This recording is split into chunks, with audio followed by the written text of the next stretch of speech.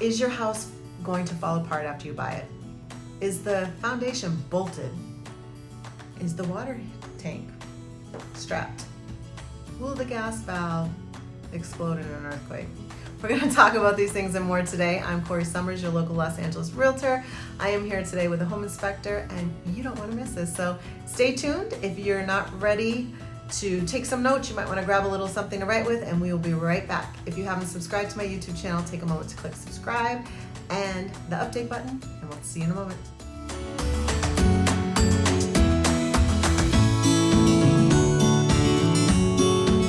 Hey everyone, thanks for watching today. I'm Corrie Sommers, your local Los Angeles Realtor. I'm here with Dylan Jones of Dylan Jones Inspections, and we are going to talk about some important things for you to be aware of when it comes to buying a home and getting your home inspection. Now, you might also be getting a home inspection when you list your home. Depends, your agent might recommend it, and that's never a bad thing. It's always good to know what's going on with your home.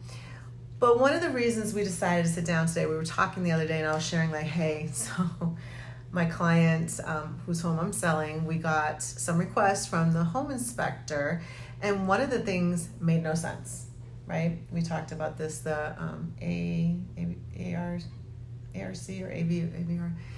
Electric. Yeah, the electric. Yeah. So with the electric, the home inspector cited that the current electrical panel didn't have specific breakers that were current to code. But the trouble was with the age of the home, if you add those breakers, it would cause tripping all day long. So imagine being in your home and electricity goes out like every 30 minutes. It would have been insane. So I wanted to sit down with Dylan today and kind of talk about when you're getting a home inspection and your inspector says this is not to code, like what does that mean and what should you be looking for and what's important to be code versus what's not as important. So let's dive right in. I know you have a lot to say about that. Yeah, of course. Well, first of all, thank you absolutely for having me. I'm very excited to talk to you and your viewers about this, and really just offer some education to people that are buying homes. They are people working with listing agents who want to get or should get home inspections, so they really know what the status of their home is, and so just clear up some mystery about codes and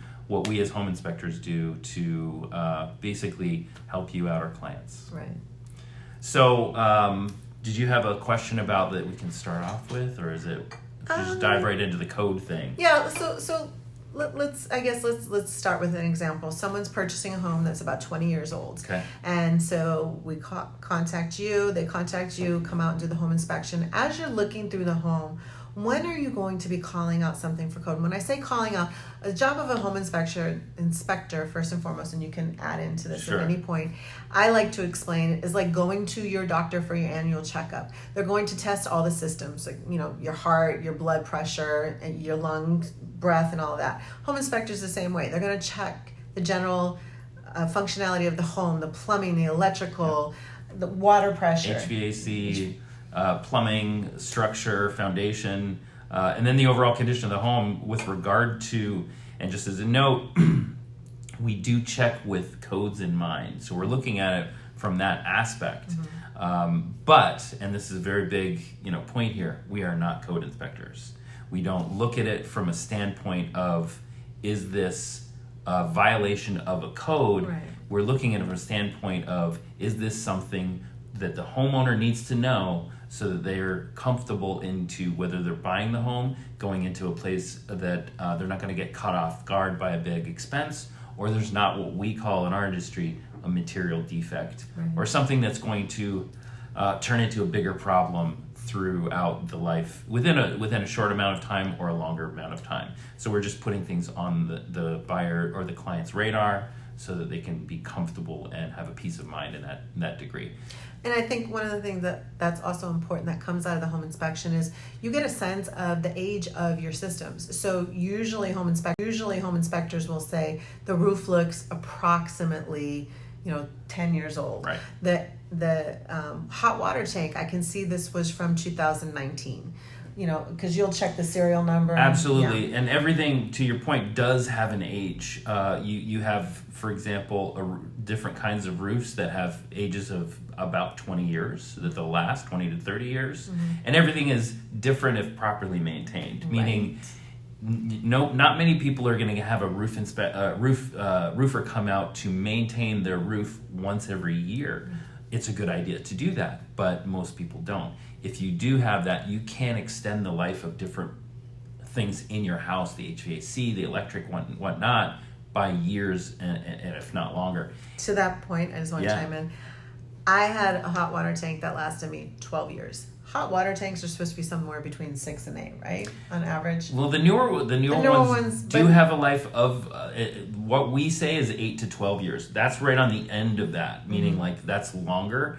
The record for me was 1986 that I saw probably about 2 years ago. So that was, Well, I think it's pretty important old. to say that the hot water tank was from like 95. It Right, lasted right. 12 years. Yeah. So that was pretty good. Yeah, no, and again, you can get a lot more miles out of things if properly maintained. There's certain things that at a certain date you kind of have to replace them.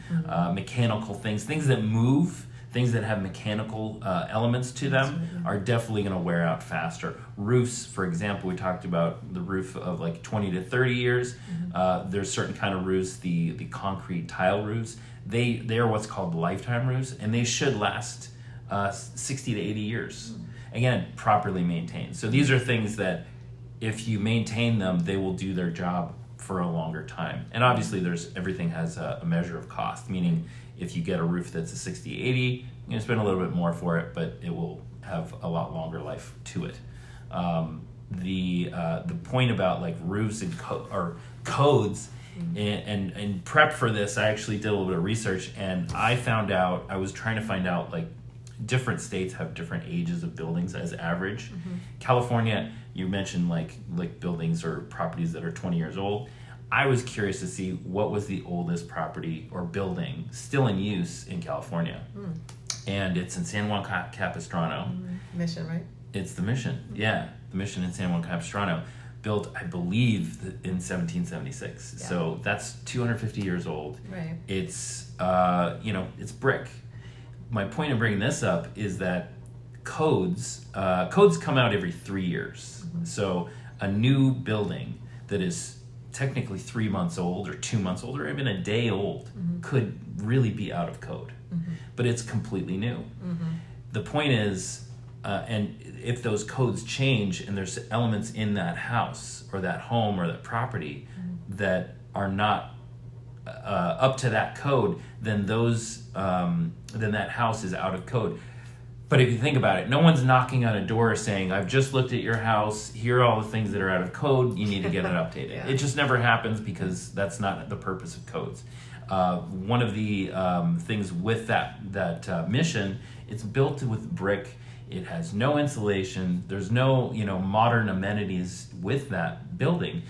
It's a historical piece, so it doesn't need any of those things. And no one's gonna go in there and say, you need to tear it down and put, fiberglass insulation in it or anything like that. That's obviously not the case. But like we definitely have a couple of historical buildings throughout Southern California, Adobe's, and up at the Vasquez Rocks. There's different areas that buildings have been deemed historical, and it's for the sake of history, right? Like you want to go and see how the West was settled. Their homes look nothing like what our homes look like today because it was a different era. And to that point, there's the Adobe Abuela, I believe, is in LA. It's downtown LA, and that is it's in a building that is a similar thing. I think it was in 1818. So only 50 years after that, it's really close to 200 years old, and similar condition or similar, I should say, age, but also no one's going in there saying you need to update anything. Right. But that said, if you have a home that has, for example, this thing called knob and tube wiring, which is wiring that they employed turn of the century up to, I believe, the 1930s, 1940s maybe. If you have that kind of wiring in a house now, it's a significant hazard. You shouldn't have that. If it's that, there's certain things that you can say if it ain't. So knob and tube wiring is definitely something that you can't have, but you need to get those types of things updated. And everything has its, and as I was saying, it's a hazard.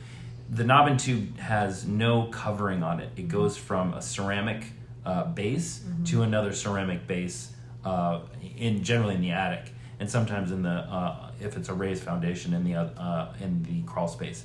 But those are types of systems that if you get something that touches that wire or certain moisture, and like there's just a number of different hazards with that. And there's a number of different things that when we're talking about codes that we as inspectors look at through that lens.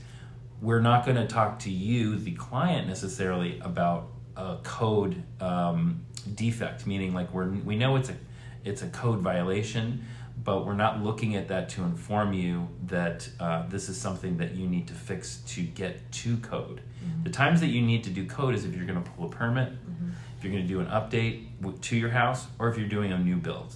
So if a buyer is reviewing their inspection report and it says such and such breakers is not to code, it doesn't mean go ahead and replace that. It just means, hey, just know it's not to today's current code. Sure, and typically we don't really mention the word code in our disclosure or in our reports necessarily. So it's a point of going, our reports are for you, our client. And when we look at that, we look at through the lens of, is this something that the buyer should know? Is it something that they need to or should update? When you and I were talking in the beginning of this, we talked about your client that had a certain, it was either AFCI or GFCI. No, it was ARC or AVC. Yeah, Which is called an ARC fault. ARCs. It's the AFCI. Basically, it covers it. It makes so that your outlets within areas that have, for example, bedrooms, don't have fire hazards. So that's the primary reason for it, and that's why those are put in. So it will stop this flow of electricity once you have certain arcs in that closed circuit system. And an electrician, like we're generalists, so an electrician would be able to go a lot deeper into that and tell you a lot more about that. But what we do is we go, cool, we have the generalized aspects of that. And for our point, when we're doing the report, or we're doing it from an aspect of, is this code? Right now in California, you do need GFIs. Those little outlets that have the buttons in them that will trip. Yeah, especially with water. Right next to water, you have to have it 6 feet from a water source. Yeah, so over your sink, in the bathroom, outside. Outside, garages as well. All in garages, all in the outside, because those are the areas that you could get the water. Potentially have rain, water outside. And when I do a report, I'm making a note that you need to, or you should, upgrade this. Just as a safety point. It's out of code, but it's entirely up to the owner to do whatever they're going to do with that knowledge. Yeah. And everything that we look at from an aspect of codes or the report is along that line. These are things that the buyer or the owner needs to know, and they're going to look at basically making those upgrades or changes based on their desire to do so. There's definitely levels in my report, levels of urgency, and things that are, there's a chipped tile, or there's a hole in the roof as a note of the right. What's more important? It's I don't want to say it's funny, but before I started selling real estate, you don't necessarily think about these things, right? And then you do a couple home inspections, and you're like, oh, this is missing the GFI. You're like, oh yeah, like I've had to reset that because of my blow dryer like a half a dozen times, and I never stopped to think about or question, like, why was that significant? Why was it important? Yeah. And doing these home inspections over and over, you're a professional as far as being a generalist, like you said. I'm a professional as far as selling the homes, negotiating, and the many things that's involved in that, but I'm not an electrician. Right. So if you as a home inspector recommends 5 things, what are we going to do? Myself and my clients, we're going to contact a professional. We're going to run this by them. We're going to have them come out and see, and we're going to get their professional assessment because, as you mentioned, you're the generalist. Yep. So something that you might think is off or not functioning appropriately, an electrician might come out and say, oh, no, that's okay. We did it at that point in time that this home was built because of the type of electricity. It all works together. You don't want to change that. Right. Or they might say, oh, well, we do need to adjust this thing over here because that's what's affecting that. Correct. And on that note, like I've been on jobs where I say, for example, you really need to have somebody come out and take a look at this roof for, whatever reason. And I've had times where they will call, and I've had people call a local roofer, and have them come out while I was doing that job. There was one I remember distinctly in Victorville, and they came out. The roofer explained to that buyer, saying, "This is going to need a new roof based on my recommendation." So it was one of those things where, not every from when I go to the inspection, I want my desire is that buyer is comfortable with the information. They can make a yes or a no decision, obviously with the agent, and knowing with what they're working with, meaning like, is this a do-it-yourselfer buyer? Is that buyer gonna dive in and like fix all these things that need to be fixed, or when they do need to be fixed, or I just want a turnkey and that sort of thing. So I'm looking at from that aspect and going, cool, here's some things that definitely need to be worked on or whatnot. You should have someone take a look at these aspects of it.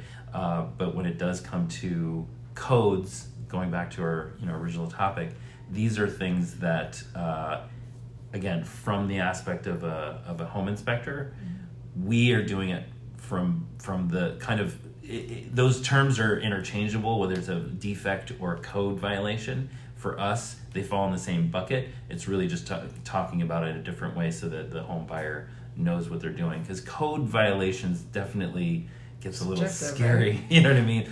And like for us, our report goes to the home buyer and the agent oftentimes, and that's it. We have no, like, you're our client essentially. So that's how we work. That's how we work with our clients. We're not reporting to anyone, just as a note. Yeah. So what are some key things you would recommend a home buyer look out for in the inspection report? Is there anything in particular that you feel is more important than not, or that you see most commonly? It's an interesting question, because like for me, what I'll look at is electric is one of those things, and I'll run through them. Bless you. Electric is one of those things that is a danger because of its physical danger. Meaning, if you have the panel, the main electrical panel, that doesn't have certain things right with it, or there's a large amount of rust on it, or there's essentially water's getting in there, or just a number of things that are wrong with it, it can essentially shock you. Right, yeah. And that's a physical danger. Not to say that other things like roof, plumbing, and HVAC or structure can't be physical dangers, but that one's an immediate and significant danger. So when I'm looking at it from things to call out for the client, I want the client to know about that, if there is a problem with that. And then I want for the roof, those are more overtime type things. And that would be if there's a leak that goes into the different layers of the roofing, the underlayment, the sheathing, that sort of thing. And if it goes enough down, you're talking about dry rot. And the dry rot essentially is an invitation to termites. Yeah, and then you get into that whole kind of world of that. And so you have to do what's called abatement. You go in there, you remove the affected areas, and then you redo it. Meaning you're going to put in structural, and that's in essentially the framing of the house and that sort of thing. So that's the roof. The plumbing, I recommend with every client they should also get a sewer line inspection, because that handles or gets this checkbox of the drainage. And these are things that, for me, when you catch something early in each of those things, besides, well, in addition to the roofing, is every one of those is going to have a time that it takes to basically get handled. Okay. So here's something that is interesting, because you kind of touched upon two things. Here in Southern California, we're much more likely to have termites than some other parts of the country, because we have a very dry climate, just ideal. They like it here, right? But you also mentioned sewer, and I think sometimes you can forget about that, right? Because there's the sewer pipe that's going out of the home connecting to the cities, and the reality is a home warranty won't cover that. And the city, if there's a problem, they're probably not going to take care of you at all. They're only going to cover up to the part in the city, which is usually about the middle of the road, right? Oh. It's up to the main line. Yeah. And that sometimes is off center to the street. So it's, yeah. So 2 things that you might want to inquire about your agent when you are preparing to do your home inspections, and your agent should be going over this, but just, I'm going to put it out there anyways, is, hey, should we get a termite report? Should we get a sewer inspection? Now, if you're in a condo building, that's a moot point. I don't really think a sewer it's going to be handled by the HOA. Yeah, HOA. Even with termites, that's usually handled by the HOA in a condo building. But if you're buying a condo that someone's only owned for a year and they didn't do the termite inspection, I tend to tell my clients, there's no harm in doing it, and you probably should get it checked out. Good idea. Because you just don't have a frame of reference of when the HOA does it, because the owner hasn't been there long enough to say, hey, it gets done every 3 years or every 2 years. They just don't know. So yeah, a good agent at some point is going to go over the different kind of inspections you can do on your home, because it can get lengthy. If there is a fireplace, you might want to do a chimney inspection and check the chimney, the flue, and all that.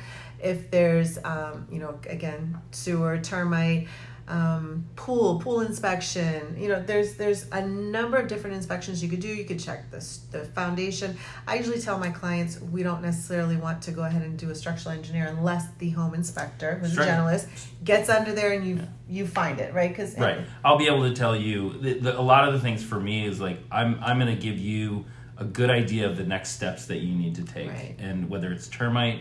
And just as a note on termite in California, the joke is that you're in California, you have termites. It's just how much, and it's not untrue. It's just like the amount of damage. Like if a home is like very new, you definitely want the protective layers and whatnot. But just be aware that as you just said, it's a very dry. We're in a dry climate, so there's a lot of termites in the area. The thing that I said before about the water penetration getting into different areas, it invites termites. Softer woods that have been damaged are homes. Termites love that kind of environment. But to your point about structural engineers, you're not going to get somebody to come out for less than $1,000 on a structural engineer. I have a number of houses that I have recommended for people to come out. There was a support beam in a garage that was all tilted, and this was on the second floor, so I wanted somebody to come out and take a look at that. Based on my recommendation, they called my guy who goes out and does the structural assessment and basically says this is good or bad or whatever, or here's what you're going to need to do to get into that. Again, these are all points that you, the agent, is going to talk with your client and say, hey, this is something we need to proceed or get credits or however you want to do that. And depending on what the findings are, there's absolutely ways to negotiate and proceed. But something too, where you're buying a home makes a difference. If you're buying a home that's in the hillside, there's going to be shifting. We're going to recommend you have someone come out and look at the foundation, because it's always shifting. It's shifting because by the very nature of being on the hill, the ground is slowly moving. It's shifting because in an earthquake, it can jolt it. You might have some foundation damage. You might have a retaining wall. So if you're buying a home in the hills and your agent doesn't make that recommendation when you're doing your home inspection, bring it up, or I don't know, maybe you should be working with a different agent. But the hope is that your home inspector will catch something that will say, hey, you guys really should get this checked out, because I noticed when I was in the crawl space, there's this huge crack and it looks relatively new because there's some debris. Yeah. Right? Yeah, and speaking of crawl space, I know we're jumping around and stuff like this. There's certain things when we're looking at codes that I was in a property 2 weeks ago in Bakersfield, and it was built in 1914, so it's 110 years old. And that, when I'm looking at that property, I have to look at it through the lens of, what things need to be repaired, what things can last a little bit longer. And to your point earlier in the conversation, everything has a lifespan. Your water heater, as you're saying, 6 to 8 years. Newer ones is 8 to 12. Your HVAC units have a certain lifespan. Your roofs, depending on the type, have different levels of lifespan. And so everything, and there's certain things that you would consider lifetime. But then there's certain things that you go, is it a good idea to upgrade? For example, if you do have galvanized steel piping or supply lines. Getting that upgraded, it means not necessarily, do they work? Yeah, of course they work, but you're going to get sediment buildup. There's going to be health concerns. There's going to be a lot of different things that go along with that. Do you turn the water on and get water? Yeah. So that's that thing of if it ain't broke, don't fix it. But you definitely want to address certain things based on your comfort of living. Right. And that's for me where I look at what I'm doing for the client and giving them all the information that they need in order to make a good decision. And again, home inspections are so you find out what's wrong with the home, if there's something wrong, what might be coming up in the future, and where your home is at. Last thing you want to do is buy a home and nothing works.